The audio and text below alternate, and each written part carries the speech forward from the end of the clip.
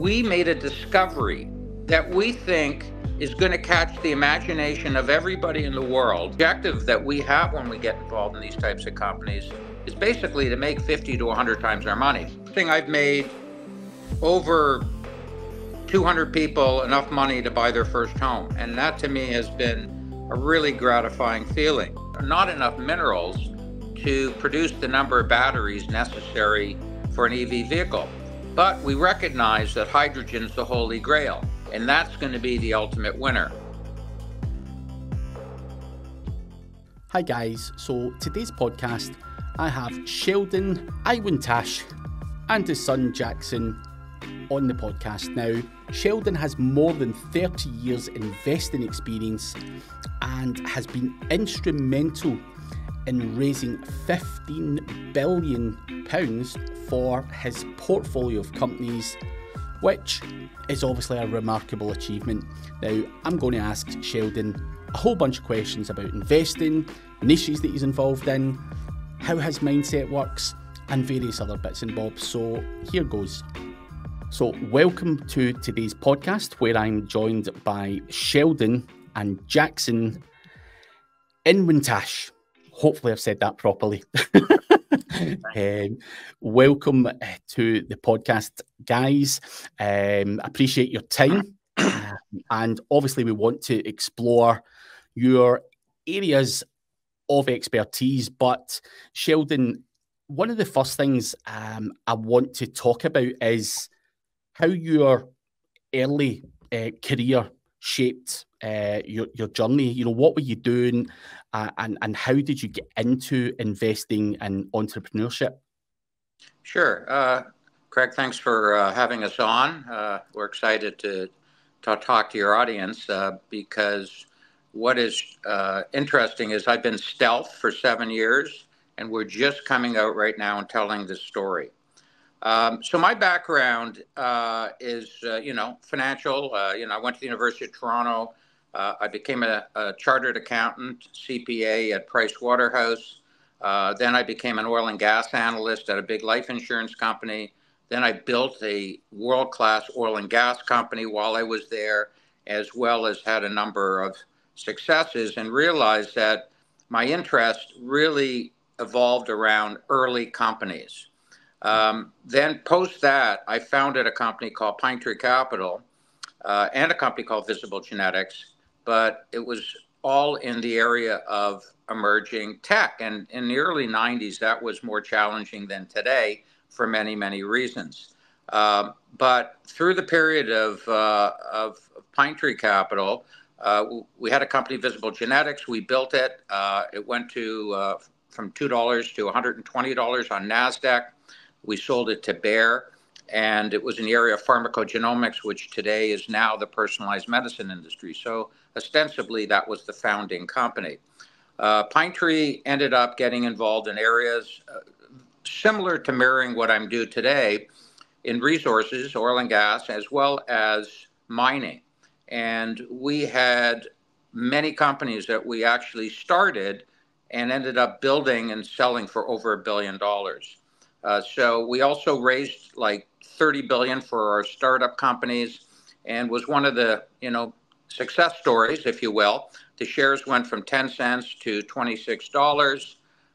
Basically, I exited. Then Jakson, my son, who's on this call, wanted to get into this business, had a big interest in sciences and technology. So we set up what I call Pine Tree 2.0, but we don't call it Pine Tree 2.0, we call it ThreeD Capital. And that set the stage over the last 7 years of building companies in the areas of technology, primarily focusing on AI, not today, but going back, cybersecurity, digital assets. We're very deep in digital assets. We're big believers in the blockchain for the applications that it provides. Plus, we have a resource side to the portfolio, and the feature of that today, if we get to that subject, will be the subject of hydrogen. So we have what we are at ThreeD Capital. Some people call us, like people who are familiar with ARC Financial, run by Kathy Wood, a very disruptive technology company. but she invests in companies that are already worth $1 billion and hopes that they're going to be worth $10 billion or $100 billion. Our focus is more getting involved at the beginning of a company's life, seed capital, pre-seed. Then we get involved using our expertise and advise and help that company grow and raise money for them and so forth. So the objective that we have when we get involved in these types of companies is basically to make 50 to 100 times our money. But it takes time, but we've done it many, many times. And this is a company, a vehicle that allows people who want to invest in all these areas I've mentioned, but cannot invest in companies at the beginning of their life because they never see them. They're not in the deal flow. They're not knowledgeable to evaluate it. And they're not sure after they put up their money if it's going to move along. So we're very transparent, and we play the role of getting involved behind these companies and building them. Our office in Toronto is an accelerator. So we have a bunch of the companies actually in our office, and that's great because we know what's going on daily. And we also create partnerships amongst those companies because in many cases they're very strategically in spaces that complement each other, where they can help each other build. And so what it does is it reduces your time to market, where you don't have to reinvent everything. You can partner with another company, as well as, less capital is required because you don't have as much to do. So these are all the things that we feel, and we found that investors really want to have. They want to participate in this whole area in a diversified manner, where the returns are exponential and outsized. And that's what we basically offer with ThreeD Capital. It sounds very, very interesting. So yeah, I think, talking about, the kind of investment type of things, what are the most important factors for you to consider when investing in something like that? What are you actually considering? Obviously, we know it's technology and stuff like that, but obviously there's got to be other things. Is it the passion? What is it you see in a company where you go, this is one where we could get 100 times our money? Sure. So I'll give you a little of our business model in that regard. In real estate, people say location, location, location. In our business, it's really people, people, people. We really need people that understand what they're doing, have had some experience doing it, and that we can work with. Because if they're, they got such an ego that they think they're the smartest person in the world, they're doomed to failure. So what we do is we start off and figure out, where do we think the world's going? Where do we think, society is really caring about? So you had climate change, for example, and you got the EV industry, but we always felt that was flawed because we're involved in minerals, and there's not enough minerals to produce the number of batteries necessary for an EV vehicle. But we recognize that hydrogen's the holy grail, and that's going to be the ultimate winner. So that was an area, and we think we've got the best company out there for natural hydrogen. In technology, the AI has been around for a while, but ChatGPT really broke this all open a couple years ago, 3 years ago, which has allowed so many applications to occur where people can get access to the knowledge of AI. So we were in AI years and years ago. So we want to be involved in the areas that we think the world is evolving to, and then we try to find the best people with the best technology. And sorry, I'm just going to close the door here. No problem.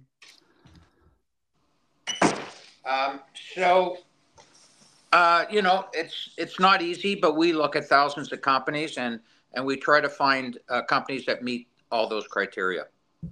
Yeah, AI certainly for my industry has been a massive, massive game changer. it's a no-brainer to get involved in that. That's for sure. But in terms of you find an opportunity. You grow it, you scale it. You work with the person and everything else. I'm just curious. There's got to be opportunities there where you do make investments, and I want to talk a little bit about the exit strategies of those. How quick do you try and grow this and then get out of it? Because again, that's something that everyone always thinks up front of. Is it going to be a 5-year exit? Is it 10-year exit? When do you guys try and get out? What's the kind of normal range of time for you to grow, scale, and flip? So we're not really flippers. We're long-term investors. We end up understanding the company extremely well. We understand the business model because we also don't want to put in all the effort and sell too soon. But on the other hand, we're very much milestone investors. So if the company is planning and moving towards certain milestones, but they don't achieve them for certain reasons, and every company is different. There's no cookie cutter to this sort of when you invest and when you exit. And sometimes we have found that rather than move towards an exit, we've increased our position because we think that the value of the company is even going to be more apparent and the upside is going to even be greater. And we did this in many of our mining companies where suddenly the drilling showed that this was a world-class mine, not a good mine, if you will. Yep. And also when you get involved in companies, and we can talk about, for example, a company that we think is going to be absolutely massive in the area of micropayments. We can talk about the detail. Well, they're going to be launching with Google, RBC, and CIBC, two major Canadian banks.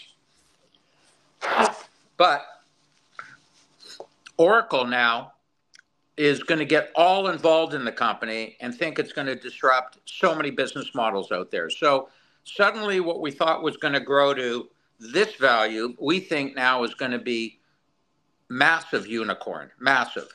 And so we found ourselves going deeper and investing more. And this company is also domiciled in our office. So it's really very deal dependent and milestone dependent, and it's a very fluid situation. Yeah. Oh, it makes sense. Makes sense. Now, you mentioned, blockchain and cryptocurrency and everything else, and obviously looked into those things. Has your perspective changed on those at all? Just out of curiosity, has your perspective changed since you've then been involved in things like that? Are you looking at it going, this is way bigger than I ever thought, or how do you see it? Yes, everything. Yeah, we believe it's going to be very large, big, but what might happen is it may be going in a slightly different direction than we originally thought. And that requires, a bunch of thinking of how do we, in fact, change our strategy to involve maybe even more companies in that particular space, because we're always learning, like the company is. Sometimes, when they get involved in these extremely blue ocean, blue sky markets, you don't know like how things are. There's a lot of ebb and flow. There's no specific model. I knocked over my coffee here. There's no specific model of that each individual company adheres to. It's very fluid, very dynamic, and we're learning on the go. And that's really what we add as the managers on ThreeD to these companies, is the ability to react and see these things as they occur, so we don't make the mistakes. If you're an average investor and you invest in a company and they say they're going to do this, and that, well, you don't really know from the inside of the company if those things have in fact changed or that there's setbacks, because companies very rarely disclose negative things. They just want to disclose positive things and keep everybody happy. But things change literally on a weekly basis. So we're very tuned into that and sensitive to that, and that affects our overall decision making. So that again makes perfect sense on that. Now, talking a bit about funding and raising money or however you might go about that. How do you typically work with these startups to help them scale after you get that? And well, let's talk about the investment first. Is there ways or things that you can advise other people watching, in terms of where they might go to seek funding for things like this? Or is that something they would come to you for and you would arrange that? Well, the companies that come to us, we typically are the lead investor. We're the biggest investor. And then we bring other investors in that we think are best suited for that company. It's hard to raise money in the emerging, young company space. Capital is very challenging to get. So we understand that. And, we're very specific and selective. But you always want to have people invest in you that have had the experience of building companies before and also understand the space that you're in so that, you don't run into problems where things happen and management and their investors think differently of how to achieve those goals because the investor is basically not experienced. So it's tough to be able to select the type of money you want to get invested in your company, but this can help avoid problems down the road. Yep. So I'm assuming, mentorship and stuff like that plays a role in what you're doing as well, because obviously you're taking someone under your wing, so to speak, or from what I'm gathering, and obviously utilizing the experience and knowledge that you've got to obviously drive that business forward. Correct. Just for anyone, obviously, I think a lot of people that I personally speak to, they do lack that kind of mentor role within their business life, and I think I can't highly recommend it enough, to try and tap into someone's knowledge or expertise when that happens. But again, talking about market trends and everything else that's out there, things are always changing. There's going to be opportunities coming up left, right, and centre. Can I just ask, what sort of things do you utilize Google Trends, for example, to try and keep ahead, thinking ahead of what's going to be big in the coming years for opportunities? What is it, or are you just looking at people, listening to what they're saying? I'm just curious how an investor would try and keep ahead of the curve, because you say chat GPTs is out there now, and AI has been out for years prior to that. But what is the next big thing? Where is the next opportunities? How do you keep on top of that? I've been talking a lot. I may let Jakson sort of talk a little bit around this, but we have a lot of data points, and we do a lot of reading. But Jack, what do you do when you look out in areas that you're interested? Yeah, no. It is the full-time, job of obviously what we do. And, we're always interested, as Sheldon mentioned, it's always learning is the key here. And so, I mean, it's keeping on top of, information, listening to different people, different perspectives, different thoughts. There's no shortage of information and different ideas of what's, going to be the next big thing. I think that the key actually is actually looking at all these different things and filtering out the signal from the noise to understand what of these actually have a plausible chance of catching, a big wave.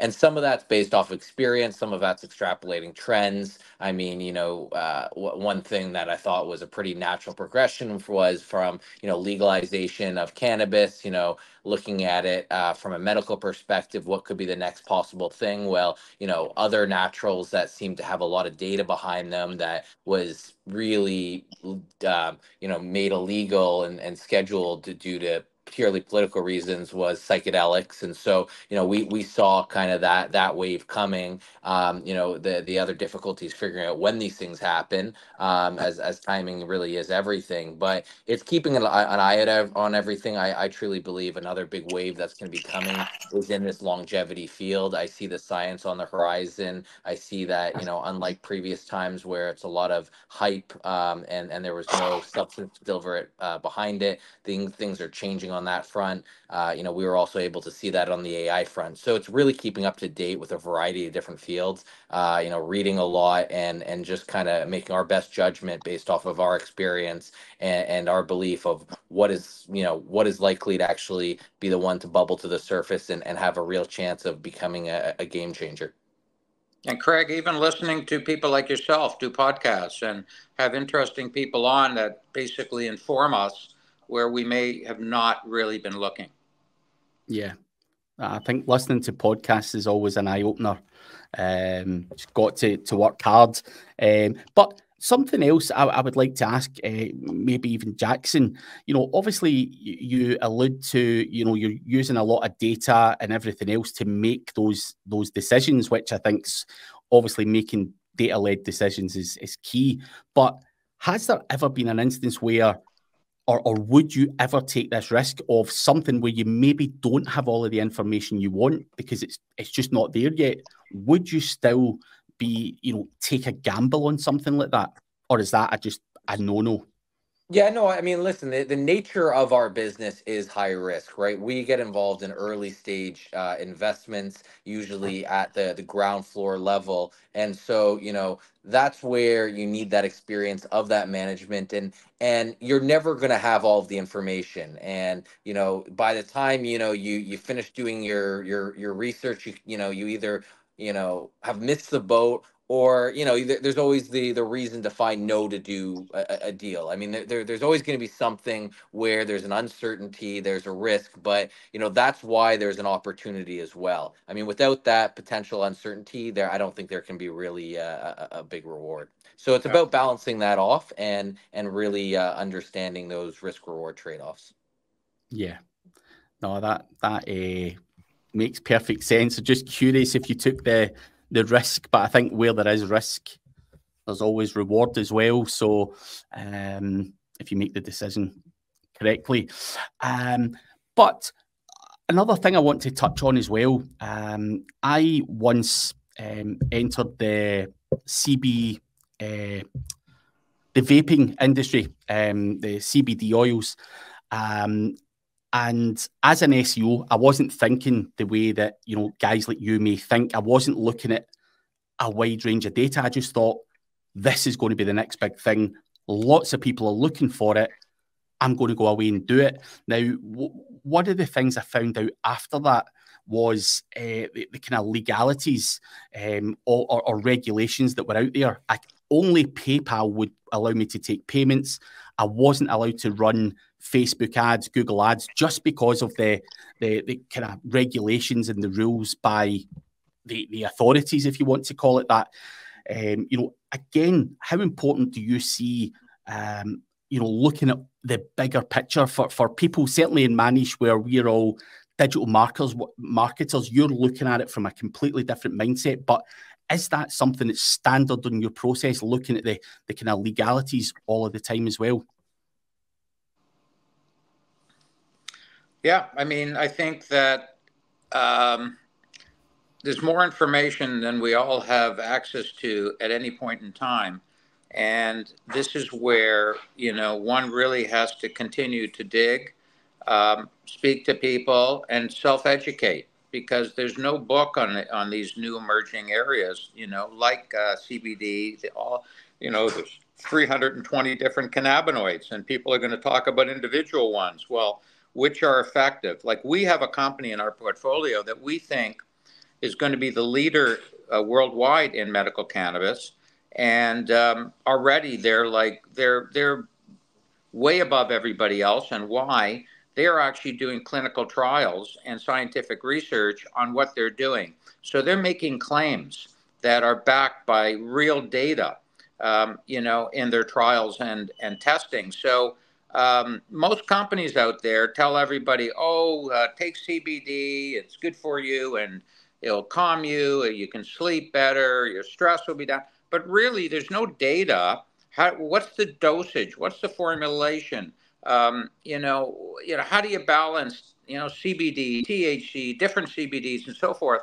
So there's a lot of misinformation out there that investors and people and users are clueless about because they're not educated, because this is its own deep dive, journey. And so we backed a company, and it was the tortoise. It's now becoming the leader internationally because they went about it properly, trying to get data behind what they're selling, whereas everybody else just took the general psychological ride that this is a new unregulated or regulated in the sense that it's allowed to be sold area. And again, you got to put a lot of work in this. This is what we do full time. Yeah. So in terms of, we spoke about, you're mentoring the person and everything else. Other things, in terms of, scaling that business, hiring staff, growing that side of things, are you deeply involved in all of that other stuff as well? Or do you leave that to the person that you've basically invested in? I'm just curious how deep your involvement goes. Yeah, we don't micromanage these companies. In many cases, for key hires, management respects us and say, hey, would you mind just doing an interview and telling us what you think? But we don't manage these businesses. We don't want to manage these businesses. This is something that, founders, we basically almost go by exception, where if we don't like what they're doing, we step in and we give our view, because we say, hey, listen, we have a lot of experience in these things. These are things you should consider. But no, we do not get involved in the day-to-day affairs. Curious. I was just curious if you got involved in all of that kind of stuff. So just curious on that one. But in terms of, has there ever been an experience that you can give us, a negative one, where it's changed something in terms of how you would invest into companies? Was there ever something where you went, that went wrong and I'm not going to do that again? Just for something for people to think about. Yeah, no, absolutely. We've had it where we've invested and then we go, we don't like where this is going at all, and we're not going to invest anymore. And, and every situation that's negative, if you will, is always different. But it happens, absolutely. This is not a perfect game. Yeah. It's definitely not. Now, you mentioned, various different niches and obviously diversifying the type of things that you're investing in, because it is a risk, and obviously you're going to spread your money across multiple different things. And you mentioned hydrogen earlier as something that you would like to talk more about. And I'm just curious, one, how important is it to diversify as an investor, or even just as a business owner, to diversify your income streams? How important is diversity? I think it's crucial because there's no such thing as a pure bet, a sure bet, I should say. And often, what they say, the best laid plans of mice and men don't happen. And so I think that, and also what people don't know is the timing. So it's always best to, like I'll say, have a bunch of horses in the race. Yeah. So hydrogen is obviously something that you're now getting involved in. And I'm just curious as to your thought process of, you obviously touched on it earlier. You feel that that's going to be something that's really, really important, whether it be for health or whatever it may be. But just curious to know what made you pick that particular niche. So we believe hydrogen is the ultimate holy grail in energy. Basically, what the U.S. did is they went to the Inflation Reduction Act and said, "Hey, we're going to invest in EVs, and we don't want gas guzzling cars and so forth, and the Paris Climate Accord and so forth, to arrest global warming." Well, all the solutions that they've been spending so much money on don't really solve that problem, because really what you want to do is eliminate the CO2 footprint that goes into the atmosphere. Hydrogen is it. And people knew that hydrogen's it, but there was no way, the technology was not there to make it, to store it, and to deliver it. Over the last 5 years, it's been amazing what's happened here. We were originally looking for companies that synthesized and made hydrogen.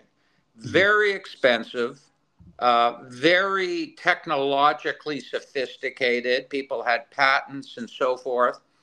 And even then, there wasn't a reliable source. Every government in the world, and it's easy if you Google this, I mean, in the last 3 days, Elon Musk says he's going to do a hydrogen car. Australia says they're putting $50 billion into developing. They want to be the biggest exporter in the world. Saudi Arabia just announced massive 600-ton a day city to produce hydrogen. I've never seen this in my life, that everybody's converging at the same time and providing huge incentives to create technology which is now there to store hydrogen, and it can be in many forms. It can be in a liquid, it can be in solid, it could be in ammonia, it could be in methanol, and transport it. And these were the challenges. Well, we got involved in looking at all these areas and realized it's massively capital intensive. We don't know which technology is going to win. But we started to do some research, and only in the last year or two have we realized that you can find natural hydrogen in the ground in the same way that you find natural gas. So we found and went to what we thought the best place geologically, and we were working with the province of Quebec in Canada, and they've spent years and years technically looking at this. And we basically acquired all the hydrogen-prone ground in the province of Quebec, which is a massive province, close to population centers in Canada, the Northeast, as well as Europe. So we invested in it and started to do some testing. And about 4 or 6 weeks ago, we made a discovery that we think is going to catch the imagination of everybody in the world, of natural hydrogen coming out from the surface of the soil. Hydrogen is the lightest component, so it tends to produce itself, comes to surface, and you can measure the hydrogen gases as they come out of the ground.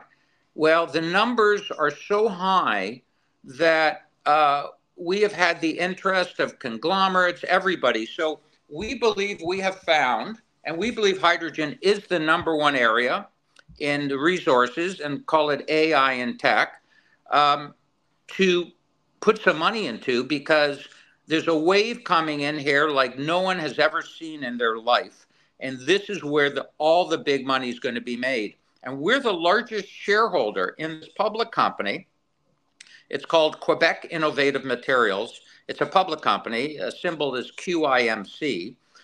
Since we put up our money, we're already up 10 times our money, but it's only beginning. We believe it's going to move up way, way bigger than that. It's going to go parabolic. And I'd encourage people to follow this company, because that moves our needle. If it becomes a $1 billion company, our stock goes up 10 times. So these are the types of things that we want to invest in. We want to get early. Jakson, excuse me, has become chairman of the board. We're the largest shareholder. We're very involved. Every day, the company's getting asked to be interviewed, because this is very new, very fresh, and we believe the potential is almost, I won't say unlimited, but the thing about hydrogen is when you take natural gas out of the ground, you it's depletion. In other words, there's a certain amount of it there. You take it out, you liberate it, you deliver it, and after a while, that's it. You take out what's there. Hydrogen is different. Every time hydrogen comes to you and you capture it and deliver it, it replaces itself. It repletes. Very, very different than any business model I've seen, where the asset never depreciates. So we think we have an absolute tiger by the tail in 3D, in this company QIMC, and we're lucky maybe that we have the best deal at the right time, the first mover. Anyway, we are extremely excited about it. And this is what gets our juices going. And every time that the company finds more hydrogen, we buy more shares. So we're actually, you asked the question about, when do you exit? Well, we're doubling down. And that's what we like to do because the milestones the company's hitting are extremely serious. We know how to value them, create the business model. And so that's an example of something that is at the top of our list. And the average person would have never found this company. Yeah. But I'm assuming for you, Sheldon, an opportunity like this, this could create wealth for God knows how many generations of your family. I'm assuming that's your kind of mindset. Like, this is one that's new. It's not going away. The stock doesn't run out. There can't really be too many negatives on such a thing. So I'm assuming certain investments you do are thinking of your generational, family Yes, down the line. absolutely. This is going to be 100-year deal. Yeah, absolutely. It sounds like it. And I can't even think if I've ever spoken to another person where the product just grows back. Even like digging for oil, there's only potentially so much that there's going to be. Yeah. But with something that just naturally comes back is very, very smart thinking. Very unique. Very unique. So other things that you get involved in as well, if we look at it, your blockchain, AI, internet things, and biotechnology. And we touched on earlier, we were supposed to record this yesterday. My grandmother fell. Are you in any of the kind of health related niches? Because people are trying to live longer, trying to do things. There's a lot of supplements and lots of other things on the market. Do you dabble in any of that kind of stuff out there? Yeah, so I'm going to let Jakson answer this because he focuses and specializes in this particular area. And we have varying interests in different companies. So Jack, why don't you provide happy some to. input? Yeah. Yeah, so we've got a few different biotechnology companies, all focused on the longevity space, all out of California, which is really kind of the epicenter of the world for biotechnology. Two are very deep drug discovery biotech companies, and there's a third that I run that is more on the supplement nutraceutical side of things. But what's key here and what really differentiates what we're involved in, for example, on the supplement side versus 99% of what else is out there is data and actually having science backing. A lot of these supplements you'll see on the market are anecdotal reports, or maybe they were trialed in some model organism and people are extrapolating it and saying it'll be good for you for whatever reason. And people should be wary of that for a couple of reasons. One is, there hasn't been a trial probably for that supplement showing it'll be good for that person. And also, the compound that was tried might have been made by different manufacturers. So you have manufacturing issues as well. So for example, for our company, that the one that I run, we actually did a IRB, which is a government a body proved human trial. Had a placebo group, had our formulation, and actually showed efficacy for, across a variety of different markers. And what we really believe in is the ability to be proactive about your health and increase health span. And so there's a lot of great research in this area. It's starting to really heat up. More money is coming into this space. One of the hottest areas in biotech regarding longevity is an area called cellular reprogramming, which is actually applying certain factors to cell that seem to rejuvenate the cells, make them more useful in every way you measure them. There's about 12 different what are called hallmarks of aging, things that go wrong with your cell and your body over time, and it seems to basically rejuvenate all of those aspects. And so we're involved in a company called Turn Biotechnologies. They probably the closest ones to actually entering human trials. They recently just signed a massive, I believe it was a $300 million deal with a Japanese pharmaceutical company for one of their indications. And so it's a very exciting time. Jeff Bezos and a bunch of others just put $3 billion in a startup to focus around the same area. So, and then there's other approaches, called senolytics, which are kind of getting rid of these zombie cells in your body that just spew out harmful inflammatory molecules, and getting rid of them seems to improve a plethora of different conditions. So, we've kind of hit this point where we now have technology and information about biology that we just didn't have 5-10 years ago, and are actually, I believe, going to be able to increase health span, and I do believe lifespan as a byproduct of it, from these interventions over the next coming years and decades. Yeah, and the reason I ask that is, there's obviously a part on your website where it says, the kind of slowing down and aging industry, if you want to call it that, is worth 38 trillion to the economy. And I certainly know I am getting older and certainly more conscious of what I'm putting in my body, and trying to slow the aging process down. And it's all I ever see on social media and everything else. So again, it does seem like an amazing market to involve in. Yeah, so beyond the obviously the value of whatever drug does increase lifespan, that study was based off of I forget if it was 1 year or 10 years of people working longer, because they can work in good health for another year or decade, what that means to the economy. And so you can imagine how much more productivity gains the economy would have by having everybody, instead of having to retire at 65, and or maybe you still have that option, but you don't want to, because you still have the vigor to continue working till you're 75, because you feel like you are in your 40s or 50s. And so I think that is around the corner. There are drugs that have shown to extend lifespan across model organisms, from things as small as worms and flies all the way up to mice and rhesus monkeys. And so I think in the next few years you'll start seeing trials in humans, and some people and companies are trying to put that together to show that. And so the amount of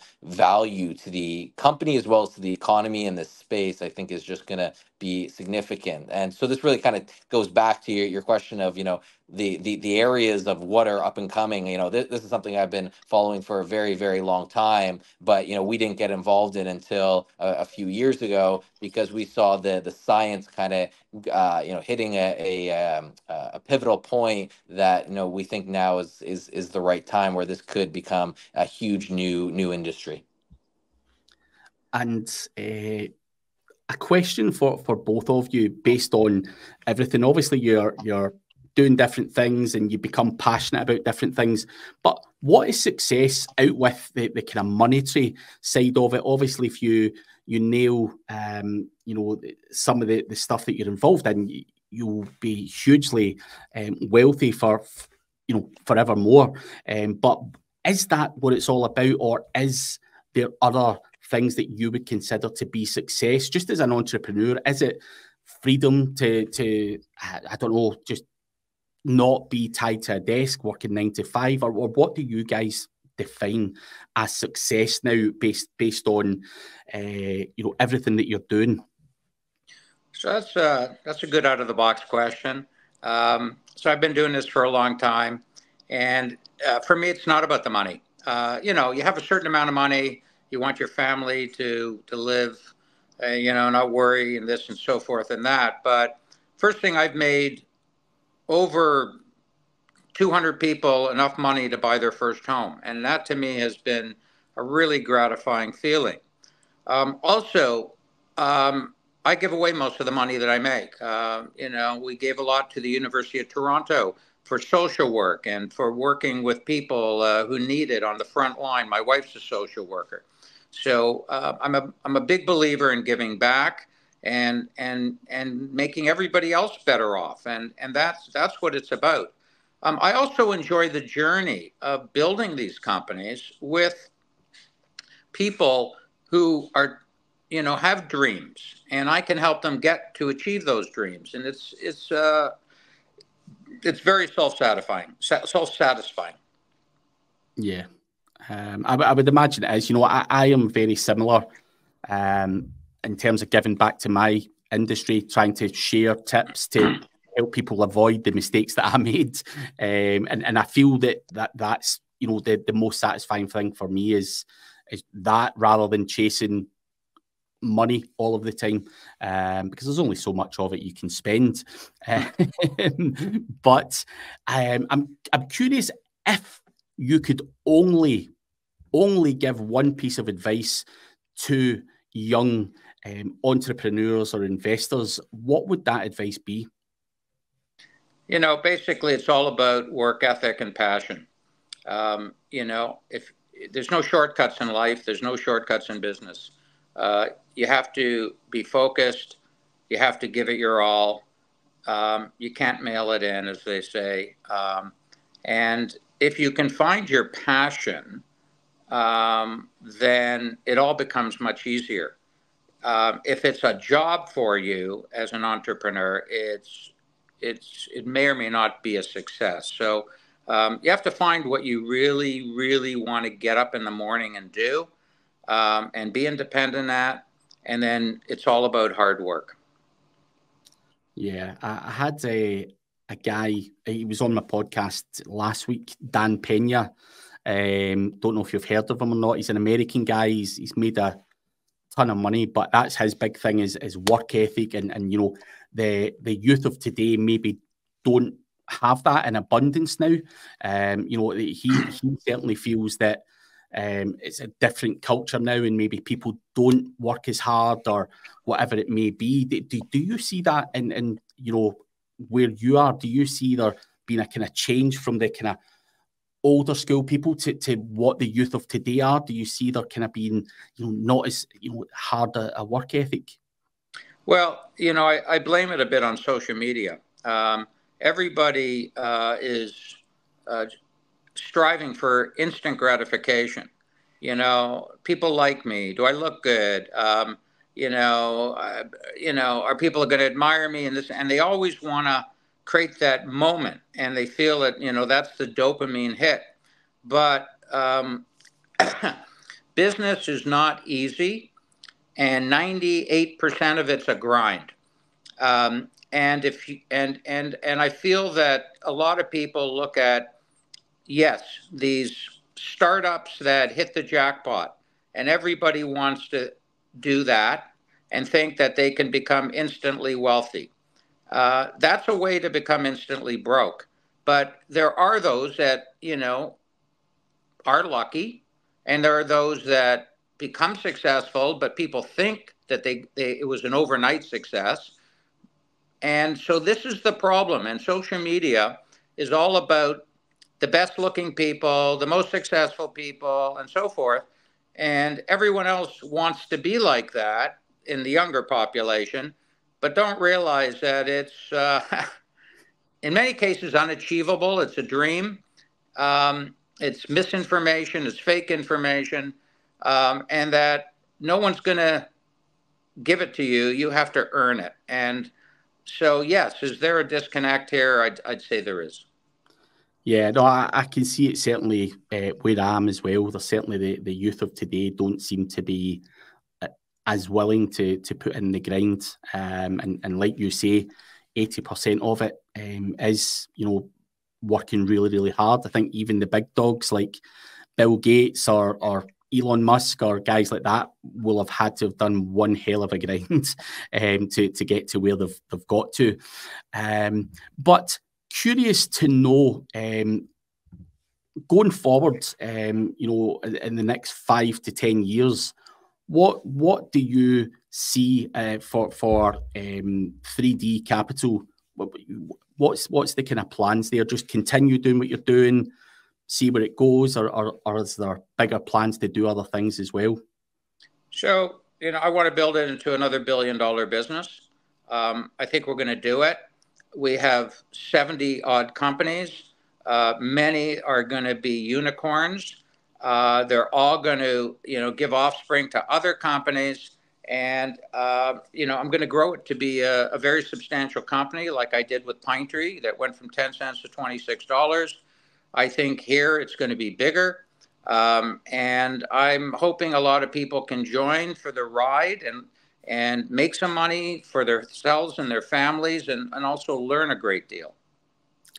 So, and if someone watching this podcast says, geez, I really like what these guys are saying. I like the way they are, and I can take advantage of their investment and experience and everything else to progress their business.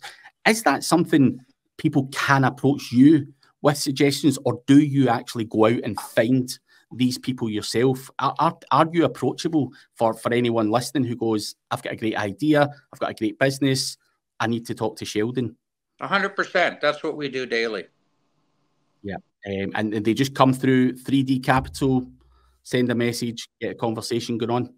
Correct. Yeah, our email's info@3dcap.com if anyone has any interest of ideas. We can also be reached on LinkedIn and Twitter, LinkedIn. We're very active on. We have a YouTube channel, so people can also find out more information about us there.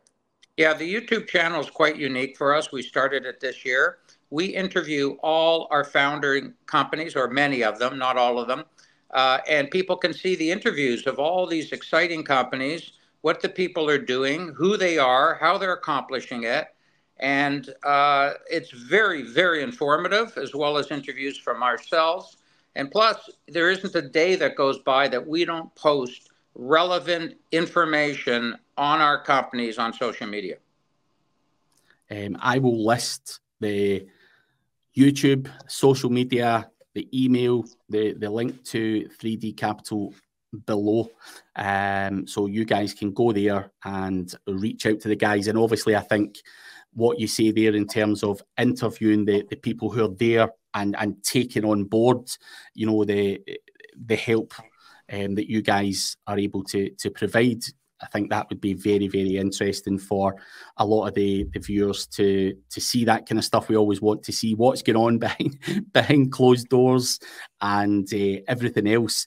But Sheldon and Jakson, I do appreciate you guys coming on and sharing a bit about what you do, and hopefully the audience will take value. I think picking your brain in terms of how you think, what you do, what you can potentially offer, and stuff like that is always great for other people to be looking at, and hopefully someone or multiple people take advantage of what you're providing there, and you get more success stories along the way. Well, thank you for having us, Craig, and all the best for everybody listening. No problem. Thank you, guys. Just want to thank Sheldon and Jakson again for their wealth of information.